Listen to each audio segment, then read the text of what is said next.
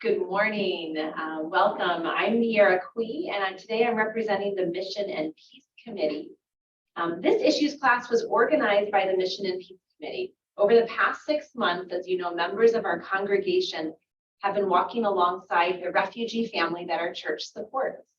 Members have learned firsthand about the challenges that refugees face in the United States, from learning a new language to navigating bureaucratic systems. The more I learn, the more I wonder what we can do as individuals and as a congregation to work towards creating just policies and systems that enable people fleeing conflict, violence, and war to not just survive, but to thrive.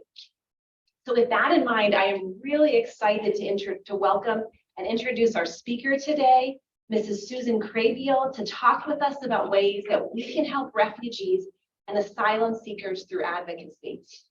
Ms. Susan Krehbiel works for Presbyterian Disaster Assistance at PCUSA as the Associate for Migration Accompaniment Ministries, where she is responsible for directing Presbyterian Disaster Assistance's support to regional bodies, local congregations, and national and international partners in refugee and asylum-related ministries. Susan has 30 years nonprofit experience working with refugees and immigrants as an advocate for refugee rights and social and legal services that assist refugees and immigrants in their integration to the United States. Prior to coming to PCUSA, Susan has worked for Lutheran Immigration and Refugee Service, Church World Service, and as a consultant with United Nations High Commissioner for Refugees. Welcome, Susan. We are so grateful to have you here and to be able to learn from you this morning. Thank you, and good morning, Derry Presbyterian Church. It's great to be with you today. I am going to share some PowerPoint and even try to share a couple video clips, so we'll see how well all of that works, and if we run into any technical difficulties, we'll just move along without them. What I'd like to cover today are, because this is an issues class, get my first introductions about PDA, a little bit about working definitions about who are the people we're talking about, and we talk about refugees and asylum seekers and why people are on the move. Just a really light touch on kind of the theological, biblical grounding for our work and how we frame our advocacy. So we can spend probably the second half of the class talking about our current U.S. policies and specific calls to action that you can take on.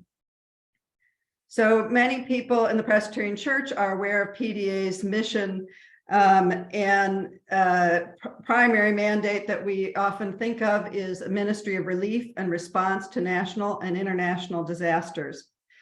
What is often less known within the churches is that PDA actually has two mandates. The second mandate is aid to refugees and displaced persons, including resettlement, and that goes back to World War II and the refugees from that time.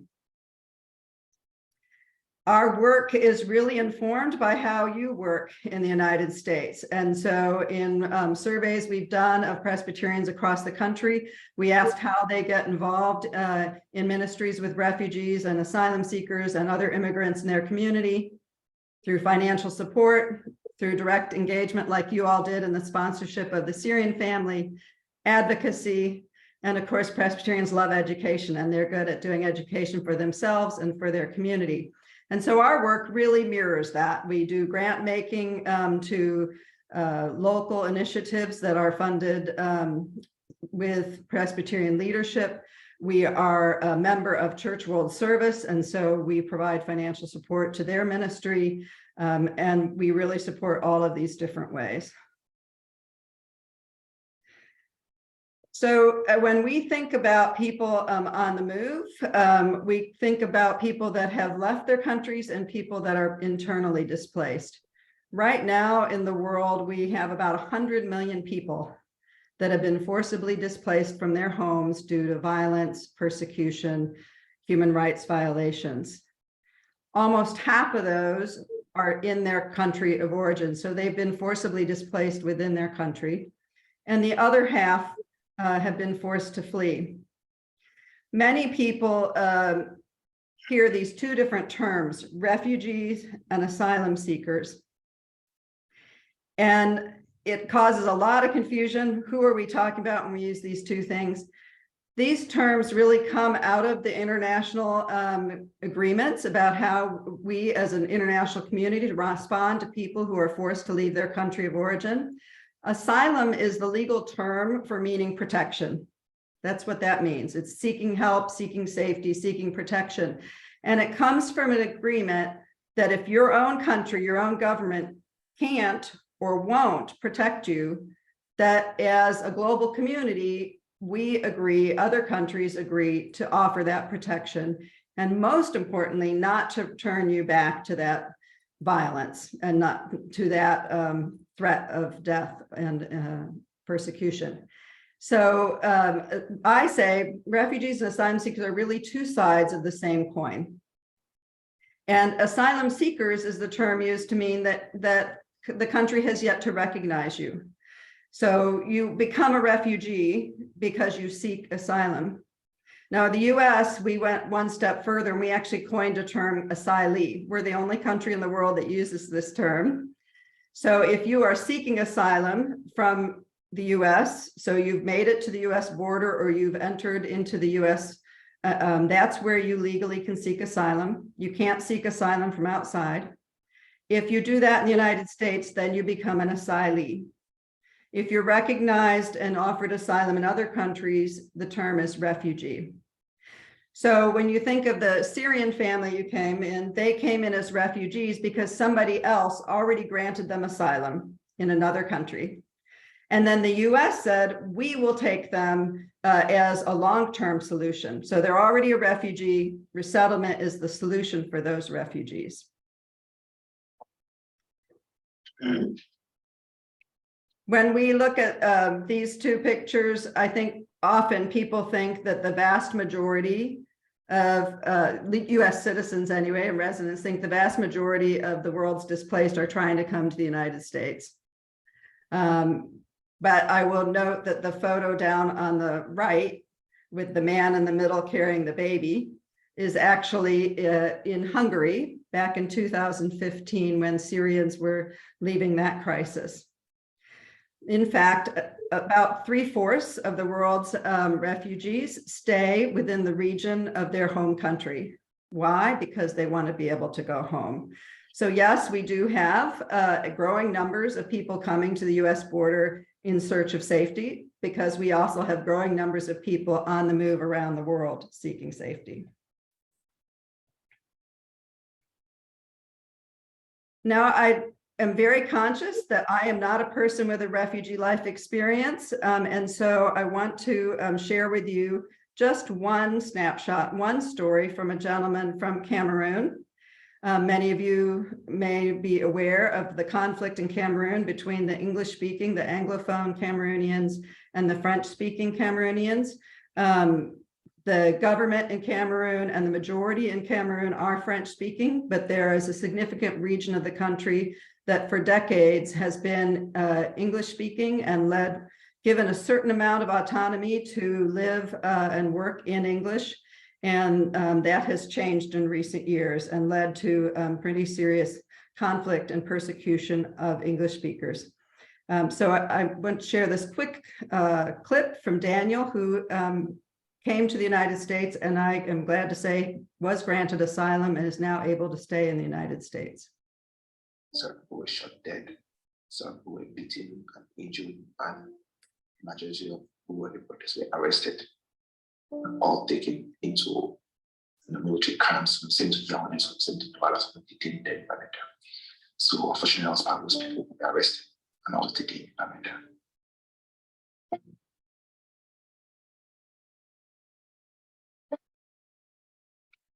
While I was in Mexico and sleeping under the bridge there at the border, just waiting for life to shine its light on me.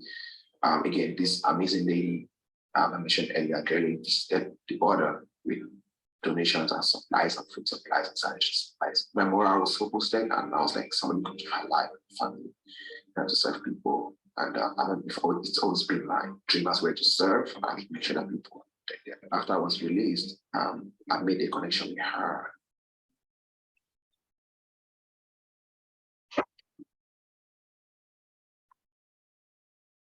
I am the Asylum Task Force Coordinator, Education Reach Alliance.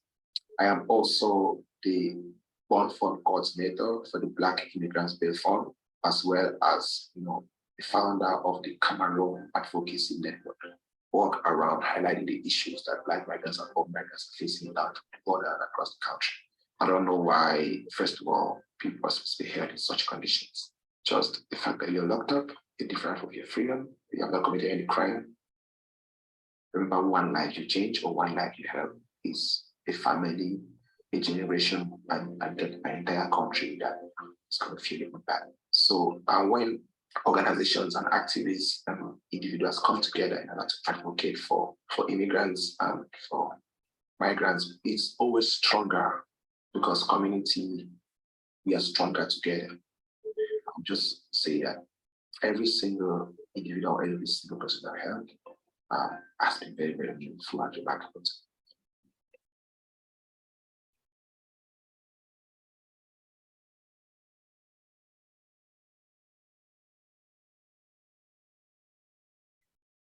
So much of our work as people of faith is in solidarity with people like Daniel to help them raise their voices and have their voices and their stories known to us.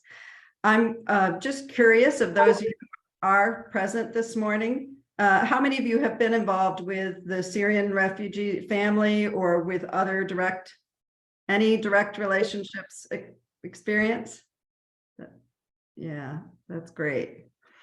How many of you are aware that there's an immigration detention center in York, Pennsylvania, not too far from you? Yeah. So there are definitely many refugee programs and immigrant and asylum things happening right in Pennsylvania. Very happy to report, if you are aware maybe, that Berks County had one of the longest family detention centers. They have now officially closed, thanks to the real good work of Shut Down Berks Coalition and other advocates. And Presbyterians were among the partners in supporting that effort.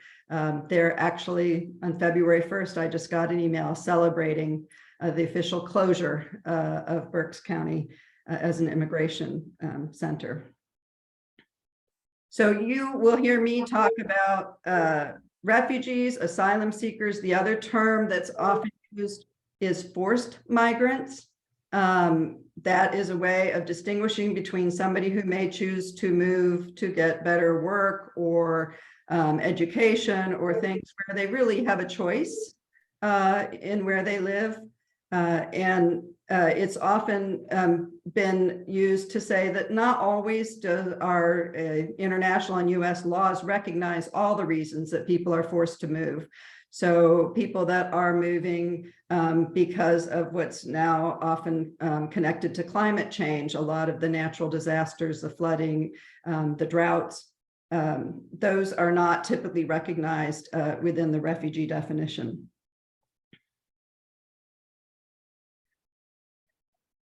Let's think for a minute about this from a faith perspective. I've given you some legal definitions. Where do we get the approach to refugees and asylum seekers and immigrants when it comes to our faith teachings? Did you know there's over 90 references in scripture to welcoming strangers or foreigners? 90. When you actually think of the full arc of the Bible, many people say it actually is a book about people on the move, right? From Adam and Eve leaving the Garden of Eden all the way to the apostles and going out to share the good news. It is a Bible, our own faith history. Our history of Presbyterians coming here to the United States is one of that.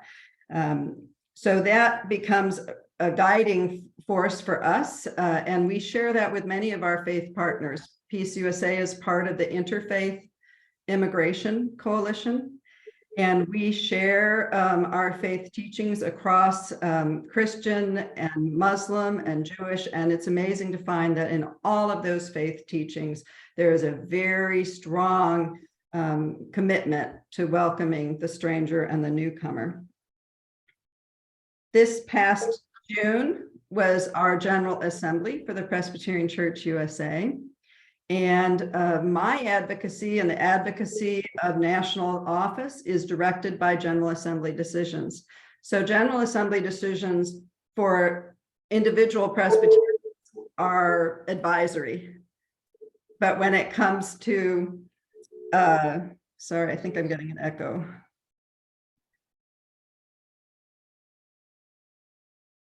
Is that better? It sounds good on our end. Okay, good.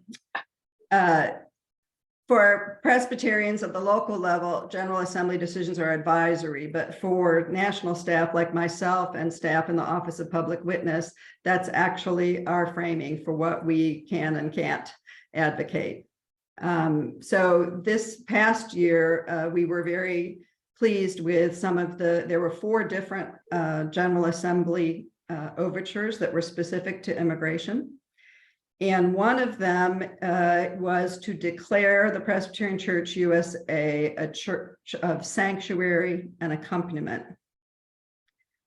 Now, we've had a lot of statements through the years saying that offering sanctuary is an acceptable practice for people with their own discernment. But by declaring us as a denomination, a sanctuary and accompaniment church, it really lifted up that this is really part and parcel of who we are as Presbyterians. It doesn't, again, bind local churches on what they should do, but it definitely lifted up for us as national office that this is a commitment that we need to encourage and support and equip our congregations and our presbyteries to be able to be part of that sanctuary and accompaniment movement. Sanctuary is just one form of accompaniment. We use the term accompaniment to really talk globally about the ways in which we act in solidarity with refugees and asylum seekers. So accompaniment can be the kind of work that you all did as sponsoring the Syrian family with hands-on, providing for people's basic needs, referring them to services, those kinds of things. Accompaniment can also include advocacy, whether it's advocating on the behalf of one individual to make sure they get access to the things they need, or in the work that we do with national government for better policies. So accompaniment really is the term that we use broadly to talk about the way that we work in solidarity with refugees and immigrants. The other one I wanted to lift up today was an overture regarding the treatment of refugees. Again, it reinforced statements that the National Church has made in the past, but it reminded us of things like our own confessions, the Theological Declaration of Barman, the Confession of Belhar about South Africa, the Universal Declaration of Human Rights, and the importance of prophetic witness. It asked us to advocate to the United States Congress for legislative compassion in immigration reform, and to advocate to the United States administration for humane implementation of immigration law and refugee policy. And that really is, I think, the way that we encapsulate our work, right? What do we need to advocate with Congress in terms of the laws, the way they're written, and what do we need to advocate with the administration and the way those laws are implemented? Now let's move to what current US policies are really at the center of what we're talking about when we talk about refugee and asylum issues. And I want to bring back up the PowerPoint so that I can show you a few more images.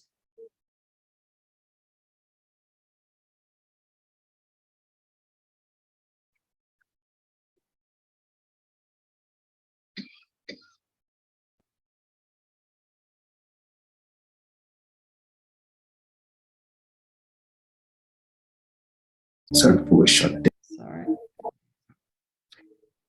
I touched on this just briefly, but just reminding us that resettlement is part of the long-term solutions. So once people are recognized as refugees, that's not the end game of what we want. We want to be able to think about their long-term success, which might be safe return to their country, might be settlement in the country where they've arrived. So if they've come to the US border, being able to remain here, or if they're resettled, like in the case of the Syrians. Refugee resettlement, that's the experience you all had. Sorry, I can't see you all at all. That's strange. Just a second.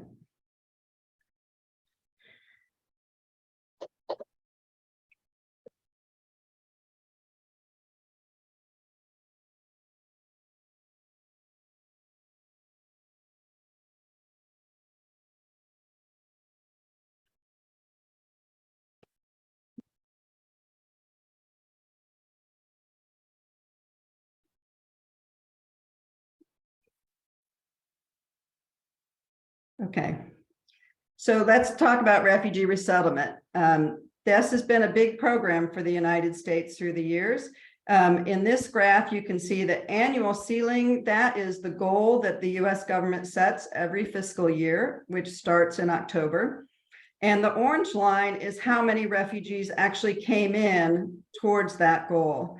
And you can see for many years, we were pretty good at reaching those goals, but there are some times when the orange line diverges quite significantly. And some of that, if you look down there in the early 2000s, you might be able to guess that that is after 9/11.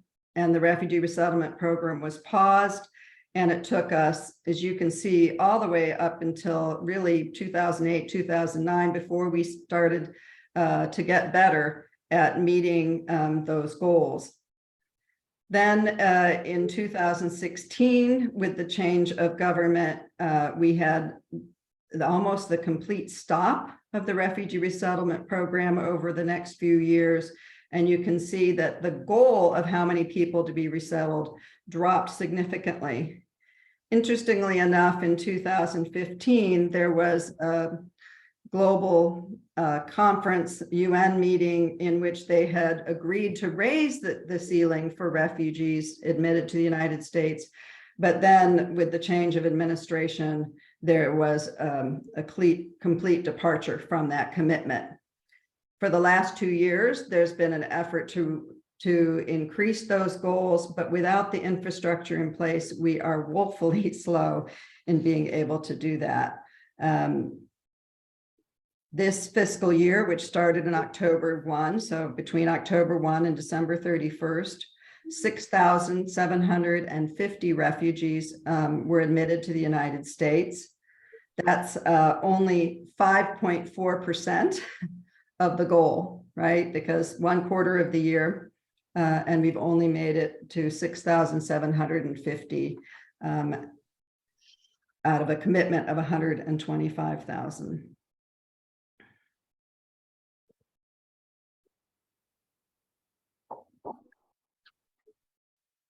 Asylum. So asylum, again, would be those people coming directly to the United States, seeking safety, to be recognized. Most of the attention around asylum in the US is at our US-Mexico border. We've had a series again over the last several years of policies by the administration to close our border, to expel people back without even giving them a chance to seek asylum in the country. We've increased what's been called expedited removals, and that means given a very, very quick interview to determine if the government thinks you have any reason to be recognized as a refugee, and then to deport you as quickly as possible. One of those policies is called Title 42. This is a title under the CDC that's used to keep people out on the basis of public health concerns. Alternatives to asylum have also included the creation of humanitarian parole. Humanitarian parole was established as a way to allow people to come in on a temporary basis for humanitarian reasons. It's been used as individual decision, somebody coming for medical treatment, but it's also been used when there has been a large movement of people coming to the United States, and it's a very quick way of giving people permission to stay in the United States. It was used with Cubans that were coming after, in 1959, 1960, with the Cuban Revolution. It's been used most recently with the Afghans when they were evacuated year and a half ago. And again, it's now being offered for some Ukrainians, for Venezuelans, for Nicaraguans, for Haitians. It's really important for us to realize, however, that creating these kind of temporary humanitarian things are not a substitute for asylum. They don't have the same access, and they're not permanent. They don't have any pathway.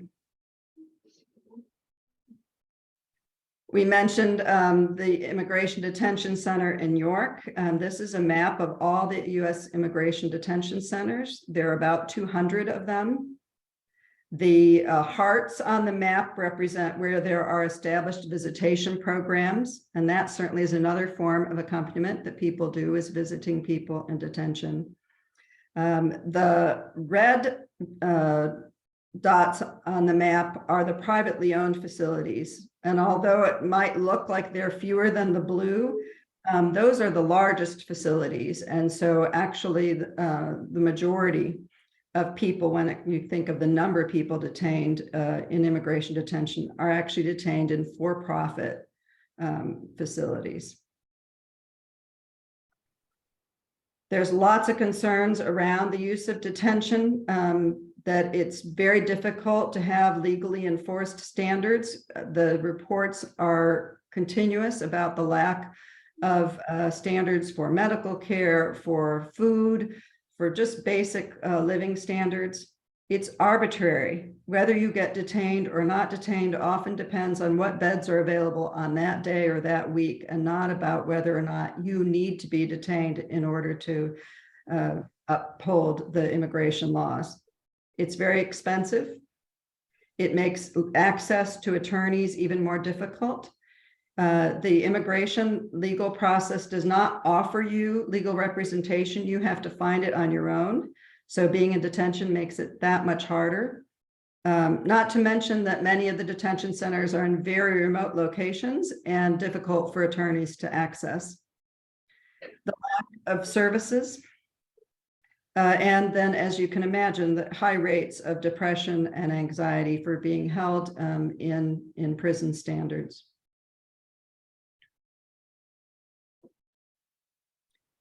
So when we think about the policies we advocate for, we think about the ways in which we can offer alternatives for dignified welcomes and ways to recognize people for their humanity. We've found over the years, despite some of the rhetoric in the media, that these policies of deterrence, expulsions, and detention actually do not lower the number of people that come to seek asylum and who come seeking safety.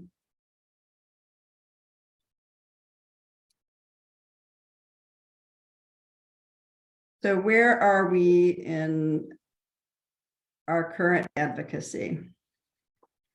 I want to share with you a quote from Dylan Corbett. He's the executive director of the Hope Border Institute, which is based in El Paso. I'm sure you've seen in the news that the president was recently at the border, spent time really one day quickly in El Paso before heading to Mexico to meet with the president. So Dylan Corbett, Executive Director, Hope Border Institute, also a member of that same Interfaith Immigration Coalition, said, "For once, just once, I'd like to see this administration make the moral argument to the rest of the country that we need to put in place an effective, humane, accessible, welcoming, and compassionate system of protection at the border. This is the leadership demanded of the United States at this moment. It is what it means to be a good neighbor to those in the region. This is what it means to be a country that supports human rights. At the end of the day, the expansion of Title 42 to include Cubans, Haitians, and Nicaraguans is a broken promise. Rather than putting our country on a sure path to fully restoring asylum at the border, these new actions entrench a dangerous, ineffective, and inhumane policy. And I think that captures very well the kinds of policies that our national office is working on. It's an interesting time to be holding this class in terms of Congress because we have a brand new Congress. So that means all the things that have been introduced to Congress in the last session have to be reintroduced. So I don't have a current action alert for you on Congress, but I can tell you that the things that we're looking at are the reintroduction of the Refugee Protection Act. The Refugee Protection Act would put into legislation that commitment of creating a higher refugee resettlement ceiling so that it wouldn't be so up and down according to the administration every year, kind of create a floor for that, as well as just reasserting some of the other protections that have fallen away by the wayside in recent years. Another action in Congress that would have to be reintroduced is called the Afghan Adjustment Act, AAA. The Afghans, as I mentioned, were paroled into the United States, and so they've had to seek asylum if they want to stay here beyond the 2-year parole they were given. Many of them have been doing that. Others have had to renew that. So there's big concern about what will happen to the Afghans who were evacuated to the United States. It's unlikely that we will get positive legislation through Congress at this time, but we continue to advocate for those to happen. And I will say, you know, some of the successful advocacy we've had is what people refer to as defensive advocacy. There were some pretty negative things that including 42 that were attempted to be added to some of the bills in December. And thanks to the faith community and refugee and asylum advocates themselves, we were able to keep those negative provisions out of those bills. So we will continue to look to see if there are things that we need to do either proactively or in that defensive to keep that out. There's a lot of focus on the Biden administration. We've made small progress in restoration of some of those commitments. There is this commitment to higher number of refugee arrivals through the resettlement program, but getting the mechanics in place to actually make that happen are still hard. So while we're grateful for that stated commitment to increase the number who can come, we are going to continue to look at what's happening in terms of effectively doing that. Will we see an increase in the number of people who can come? You might imagine it's a many-year process for refugees to get through the refugee system. And if the numbers aren't met in 1 year, you can't just move them forward to the next year. So if we have a commitment to admit 125,000 refugees and resettle them this year, if we don't resettle 125,000, we don't get to take the leftover numbers and move it into the next year. They're gone forever. We start all over again with counting the next year. If you were ready to get on a plane in 2016 and your flight was canceled, you start all over again with being accepted into the numbers and that process. So that's a big focus on the resettlement side. On the asylum side, we continue to advocate around those border policies, and they are very fluid. There's been a lot of court cases in addition to just the advocacy on a legislative or administrative policy side. So we continue to make statements about what a welcome, dignified welcome looks like how to be proactive in creating systems for people to meaningful seek asylum, that they can actually have the opportunity to talk to somebody in a safe way, have the time to be able to collect themselves and feel secure, have access to legal representation so that they can understand our system. When you talk to people that come seeking refugee status in the United States, seeking asylum, they all come with very high opinions about the United States system. And they are always say to us, well, I just tell my story, they'll understand. And they don't understand the hoops that they have to go through and the difficulty it is to actually get recognized as asylum seekers. This coming Wednesday will be a call-in day, and that is part of the new response to part of the new policies by President Biden. In addition to creating these expansion of the Title 42 to new populations, they're also creating what's called the transit ban. And this is saying if you pass through another country on the way to the United States and did not stop and ask for asylum in that country, then we're going to make you ineligible to ask for asylum here. That doesn't take into consideration whether that country you pass through actually has an asylum system. Do they have the means to make that? What's the ability of that country to offer you protection? Are they really able to ensure your safety in that country, which could depend on the relationship between that country and your home country? Where are your relationships, your family? People talk about migration as if people move for one reason, but usually it's a mixture of reasons, right? And especially when you pick that destination of where you're going to, yes, there's the push factor of what's going on in your home country that pushes you to leave. Then you got to figure out where you can go. And where you can go is often dependent on, do you know anybody? Is there somebody that's going to be able to help you when you get there? So if you have family there, if you have family friends, what do you know about that country?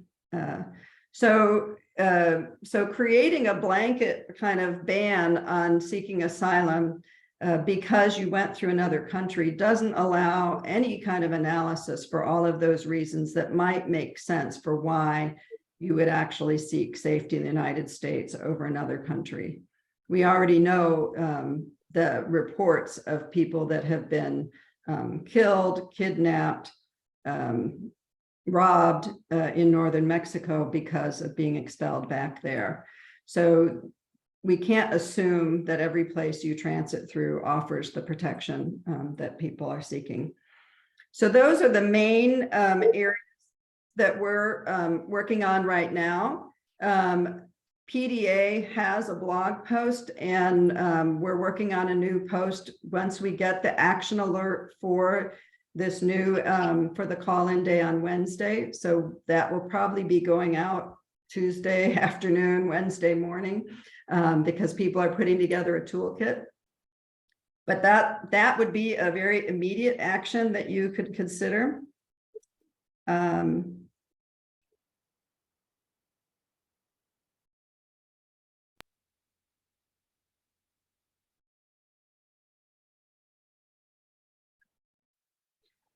Here's a summary just to remind you. These are the main points that we're looking at: the Rebuilding the Resettlement Program, Restoring Asylum, the Afghan Adjustment Act, and the Refugee Protection Act.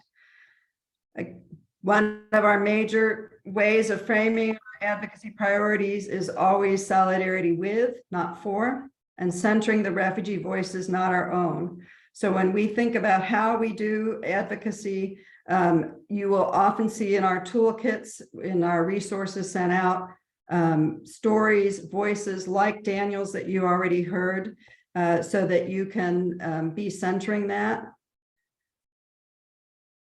Here are all the different ways in which we work to share that information out. The PDA blog is the one in which we share out action alerts. The Office of Public Witness is one of our major partners in this, and they also have their own way for sending out action alerts. The handout that I created for you all has all of these contacts, as well as the Office of Public Witnesses action alert sign up. So if you are interested in joining in any of those particular efforts, the Interfaith Immigration Coalition also creates toolkits for organizing vigils.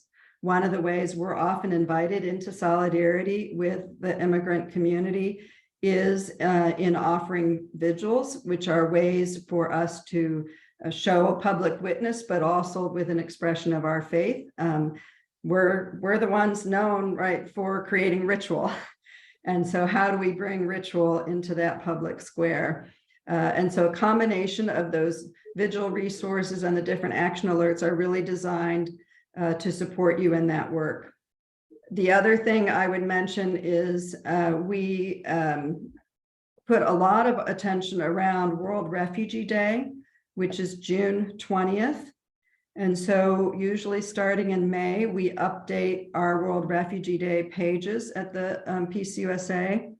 These gather resources from across the national offices. It's not just PDA resources.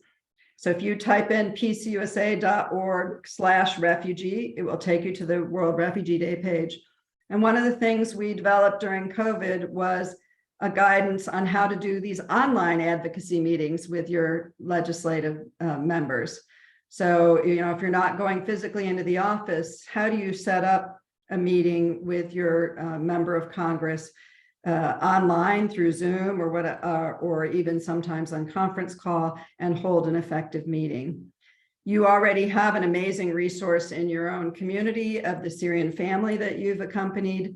You know, that model of having people that have been directly impacted and having people of faith there who are US citizens together is one of the most effective models for advocacy that we have.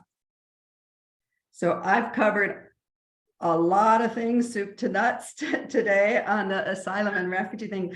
I want to give a moment just to see if there are questions from the class, if there, that I can answer.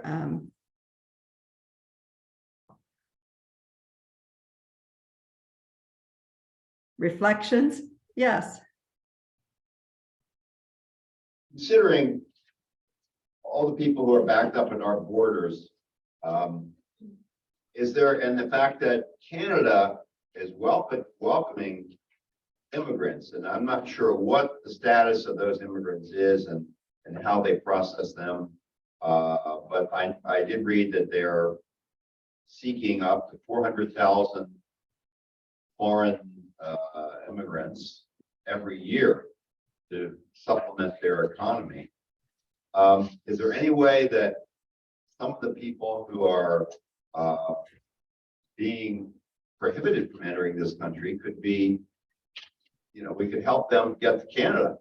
Or are these immigrants not of the quality that they're seeking in Canada? I did see that they're looking for skills, what have you. So is there any way to coordinate with Canada to find homes for some of the people who have not been accepted in the United States?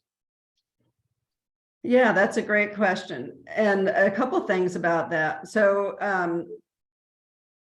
certainly there are some people who coming to the United States with the intent of going on to Canada. And there are people that do go to the US border with Canada and do similar process there. Canada has always had a process to seek asylum at the border.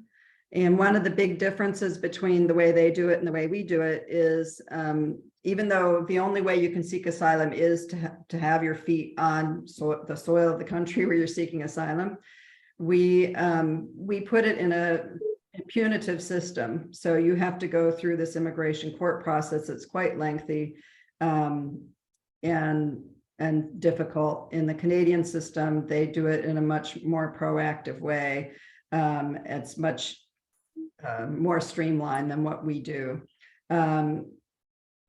Canada certainly does interview people in Mexico and in other countries, so there would be ways for people to seek safety in Canada without even coming to the US border. I don't know of any direct efforts to do that kind of transfer. So that, I mean, that would be an interesting thing. Of course, the US, one of their fears is admitting somebody to the US to go to the border. And then if they don't go into Canada, right, they've still admitted you into the United States. So that's a challenge. But the other thing that's been growing conversation is that often these tracks of humanitarian response, because why you left your country, and employment-based visas for why we need, right, workers, have been two completely separate worlds. They've never been looked at together. So if you're being accepted as a refugee, it is humanitarian based on why you fled. We don't look at what your skills are. We don't look at all of those other things in terms of making that decision. But increasingly, people are saying we need to bring those two things together, because even in our own situation, we have companies that are looking for workers of which these asylum seekers could fill. And the same thing happens in Canada. You don't necessarily put those two. So those conversations are happening as well. People are saying, you know, if you actually look at those two things together, you might find some people for whom they would be a good fit on the employment side, regardless of what their reason for leaving country. So I think that area is one of current exploration. People are talking about that as being kind of a way of expanding protection for professional refugees. There have been efforts even in the refugee camps overseas to get people professional placements in the United States, or to get accepted to universities to continue their professional study. So they are refugees, they have a fear of return, but they're also looking at these other pathways to being accepted into the United States or Canada. Yeah.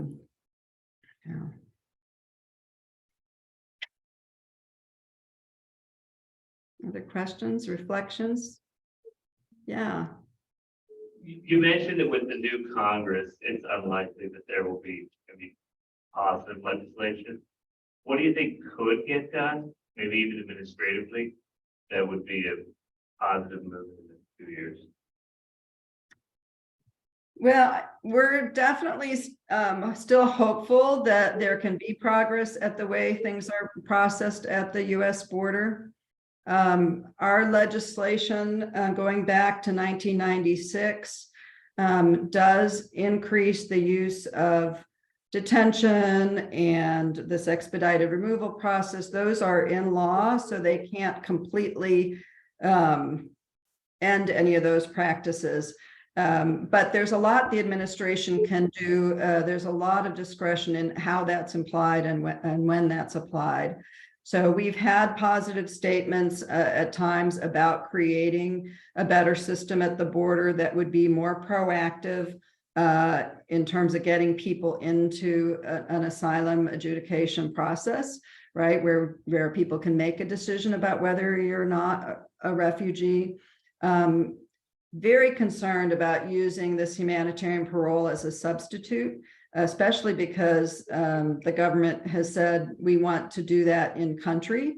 So if you're Nicaraguan, we want you to seek humanitarian parole in Nicaragua. If you're Venezuelan, we want you to seek humanitarian parole in Venezuela.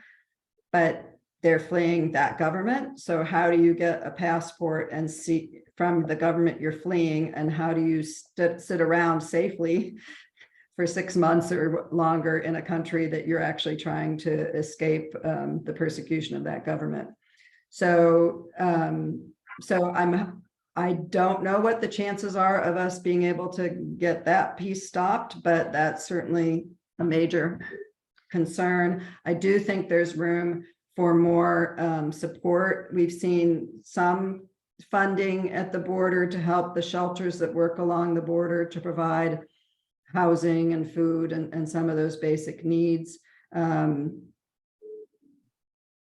So where I'm hopeful that we will have some traction is just creating more positive systems along the border for how people can get processed. But it's hard because every time they say a public statement about anything that would be an improvement, they get slammed that the border's out of control or some such thing.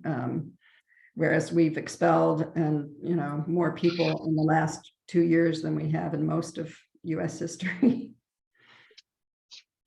Yeah. Are we fighting this whole battle piecemeal instead of going at it in a whole confrontation? Are we allowing a vociferous minority to disturb what could be a good thing? And are we just running away from that vociferous minority, whoever they may be, whatever their cause may be, without addressing them head on and fighting it?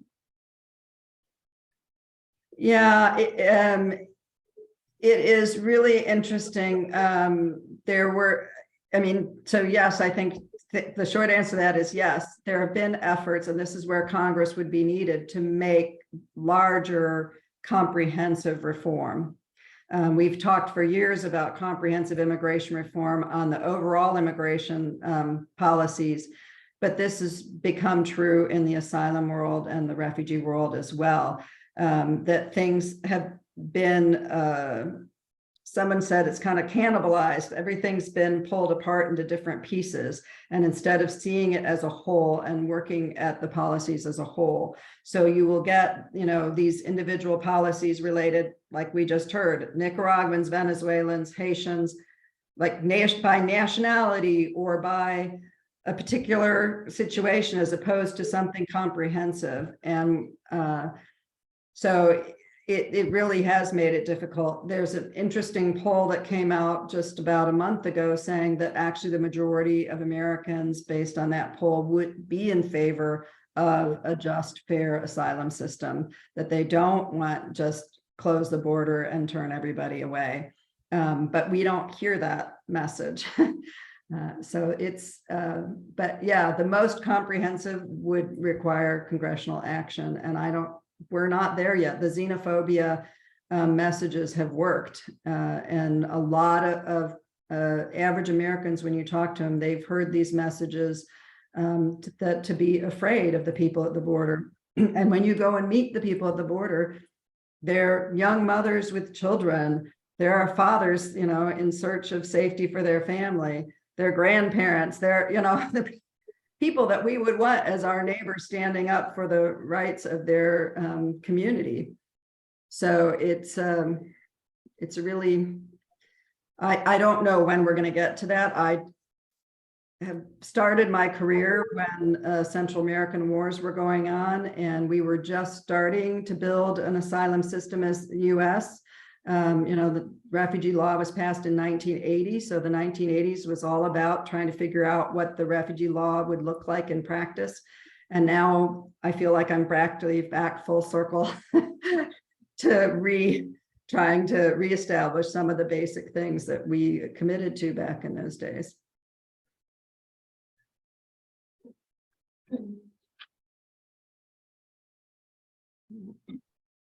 Anybody else?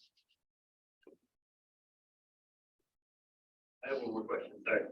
So on your chart, like around 1990, I think the upper limit was around 200,000 refugees. What was the impetus for that steep decline throughout the 90s? I mean, I know it's kind of happened more recently, but I wasn't paying attention back then. Yeah, so the refugee law was passed in 1980, and by mid 80s into the 90s, we were really doing a large resettlement of people out of Southeast Asia and then former Soviet Union. And so the combination of those, we committed to really high numbers. And some years we got even over 200,000 in a year. And as the Southeast Asia program wound down, they made a decision to pull back significantly in the numbers. And so it took a while rebuild, saying what would be that commitment. And finally, we were getting some traction actually around 2009, 2010 to say, look, we actually do have a capacity as a country. We're still among the more established, wealthier nations in the world. The vast majority of refugees are among the developing world and some of the lowest income countries in the world. We can do more. We can resettle more. So that's when we landed during the Syrian crisis. Actually, is when we landed at this number of around 125,000. And since we got to that number, we have yet to actually resettle that many. But that's become kind of the goal, as what, when you think proportionally to the size of country, our population, our economic standing, that as a goal.